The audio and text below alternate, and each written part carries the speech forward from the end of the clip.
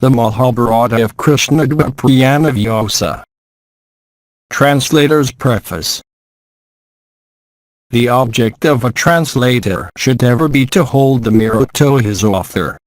That being so, his chief duty is to represent, so far as practicable, the manner in which his author's ideas have been expressed, retaining if possible at the sacrifice of idiom and taste all the peculiarities of his author's imagery and of language as well. In regard to translations from the Sanskrit, nothing is easier than to dish up Hindu ideas, so as to make them agreeable to English taste. But the endeavor of the present translator has been to give in the following pages as literal a rendering as possible of the great work of VYASA. To the purely English reader, there's much in the following pages that will strike as ridiculous. Those unacquainted with any language but their own are generally very exclusive in matters of taste. Having no knowledge of models other than what they meet with in their own tongue, the standard they have formed of purity and taste in composition must necessarily be a narrow one. The translator, however, would ill discharge his duty, if for the sake of avoiding ridicule, he sacrificed fidelity to the original. He must represent his author as he is, not as he should be to please the narrow taste of those entirely unacquainted with him. Mr. Pickford, in the preface to his English translation of the Mahabharata, ably defends a close adherence to the original even at the sacrifice of idiom and taste against the claims of what has been called free translation, which means dressing the author in an outlandish garb to please those to whom he's introduced. In the preface to his classical translation of Bhartriharisadikam and Vairagadikam, Mr. C.H. Tawney says, "I'm sensible that in the present attempt I have retained much local coloring.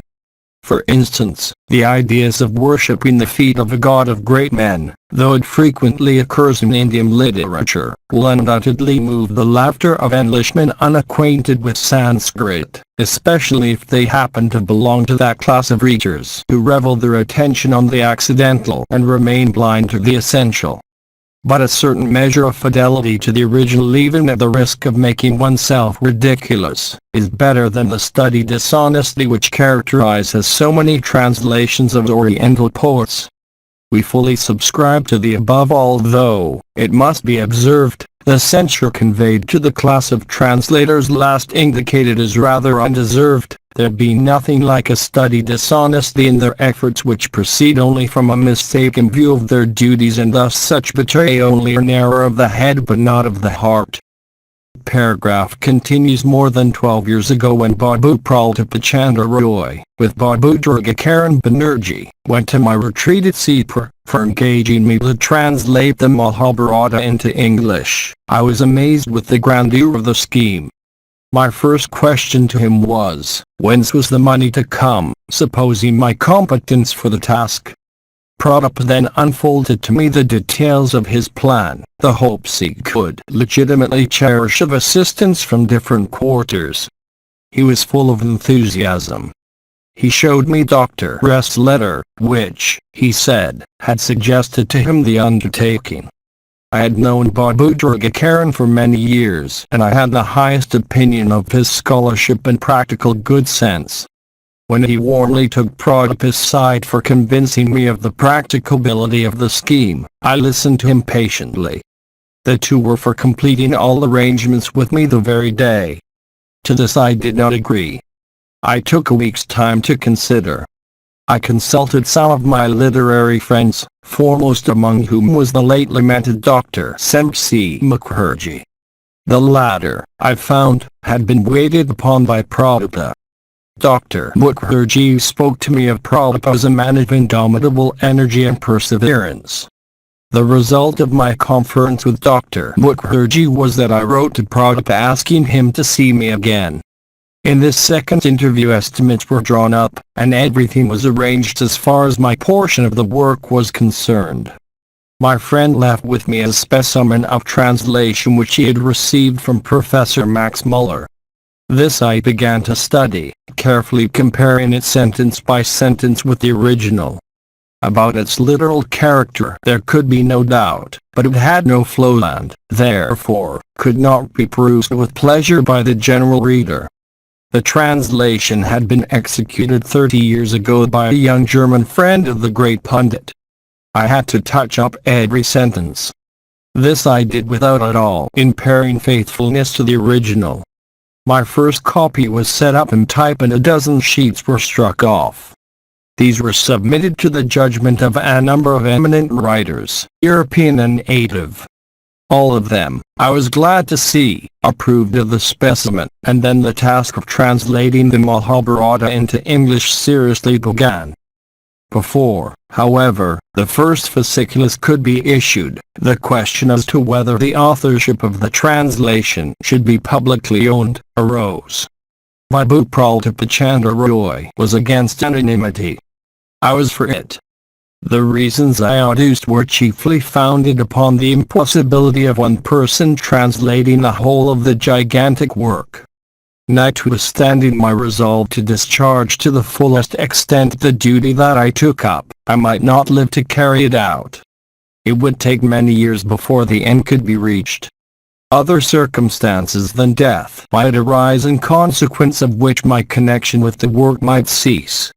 It could not be desirable to issue successive fasciculus with the names of a succession of translators appearing on the title pages. These and other considerations convinced my friend that, after all, my view was correct. It was, accordingly, resolved to withhold the name of the translator.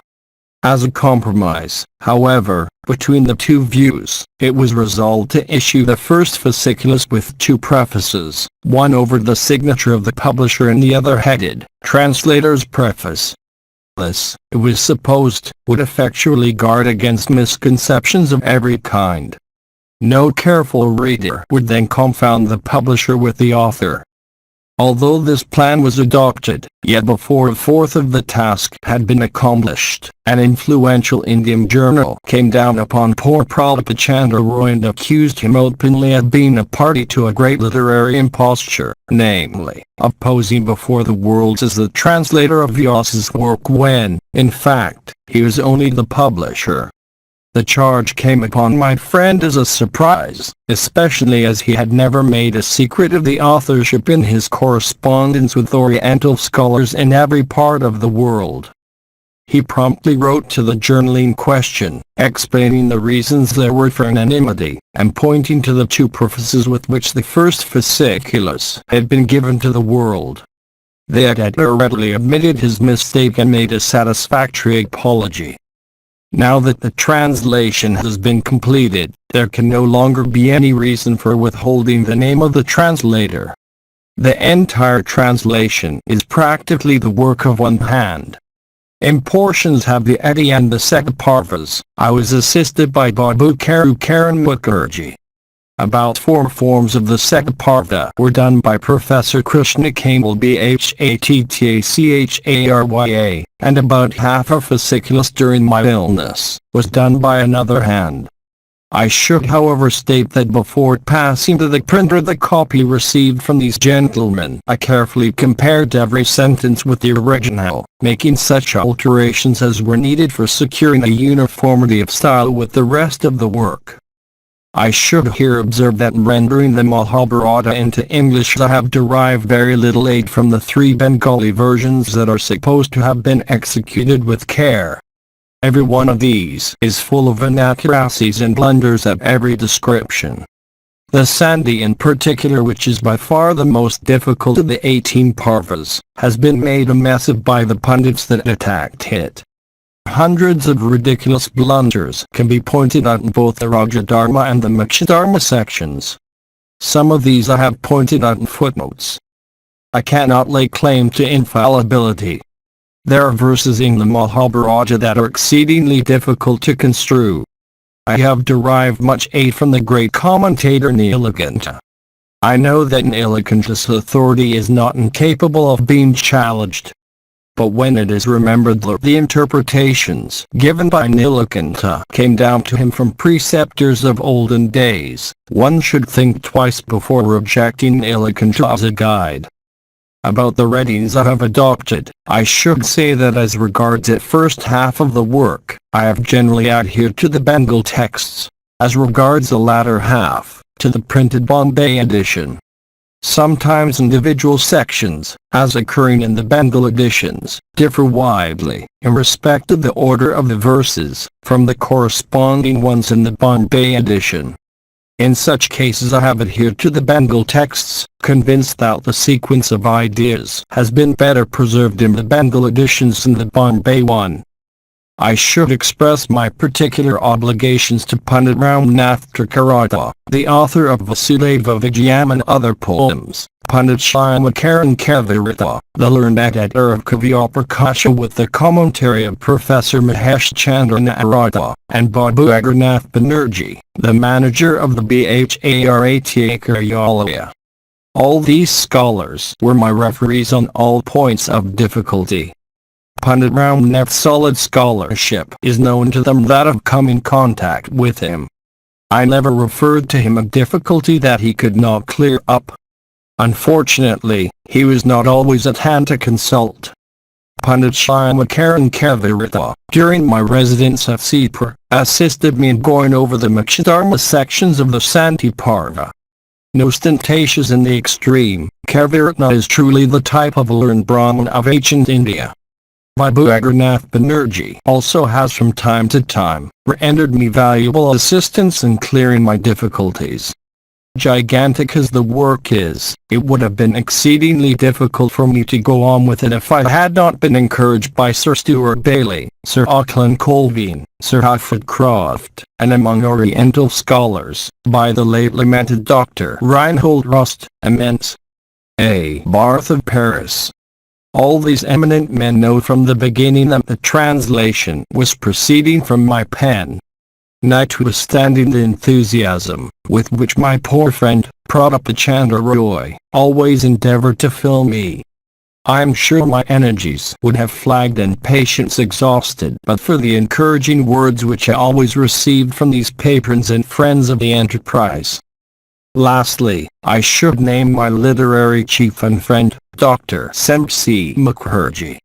The kind interest he took in my labors, the repeated exhortations he addressed to me inculcating patience, the care with which he read every fasciculus as it came out, marking all those passages which threw light upon topics of antiquarian interest, and the words of praise he uttered when any expression particularly happy met his eyes, served to stimulate me more than anything else in going on with a task that sometimes seemed to me endless.